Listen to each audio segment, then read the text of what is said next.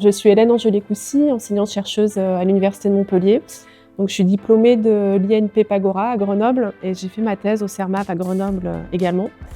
Et depuis 20 ans, donc, je travaille à Montpellier autour du développement de solutions d'emballage alimentaire circulaire, c'est-à-dire à la fois capable de réduire les pertes et gaspillages alimentaires, mais aussi de réduire leur empreinte plastique. Le plastique pose problème déjà parce qu'on en produit beaucoup trop et surtout parce qu'il s'accumule partout, dans tous les compartiments, les sols, les océans et même notre corps. Pourquoi il pose problème? Parce qu'en fait le plastique, conçu pour être résistant au départ, dans la nature, il ne va pas être biodégradé. En fait, la nature ne sait pas assimiler ce matériau et donc il va se fragmenter en petites particules de plus en plus petites.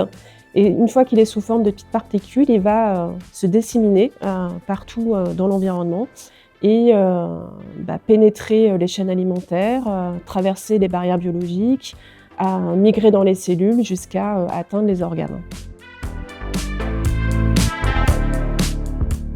Le mot systémique, il est hyper important quand on parle de pollution plastique, puisque une fois qu'on est sous cette forme de petites particules, après fragmentation des gros objets, des déchets plastiques, en fait, ces particules, elles vont voyager sur des centaines de kilomètres et possiblement un déchet plastique ici à Grenoble va se retrouver sous forme de microplastique à l'autre bout de la planète.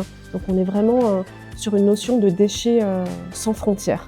Et dans cette approche systémique, la solution, c'est de réduire à la source autant que possible l'usage des plastiques, la production des plastiques, via un questionnement, un raisonnement autour du juste nécessaire. Vraiment se poser la question de quel plastique a-t-on vraiment besoin? Et dans ces cas-là, si on l'a bien raisonné, après de se poser la question de son devenir.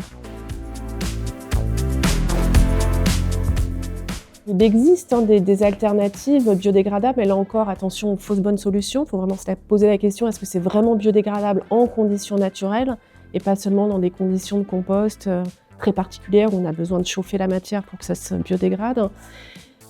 Mais encore une fois, même s'il existe des matériaux de substitution, vraiment se poser au départ la question de est-ce qu'on a vraiment besoin de cet objet, est-ce qu'on a besoin de cette fonctionnalité? Et si oui, se poser la question d'une substitution par d'autres matériaux. Oui, alors dans les bonnes pratiques, déjà essayer d'éviter de laisser des déchets dans la montagne, ramasser ce qu'on pourrait trouver. Et puis peut-être plus personnellement, puisqu'on comprend que la pollution plastique, elle est systémique et surtout sur la forme de ces microplastiques, d'avoir aussi dans son quotidien, pas seulement quand on est en montagne, avoir cette démarche de réduction des plastiques autant que possible.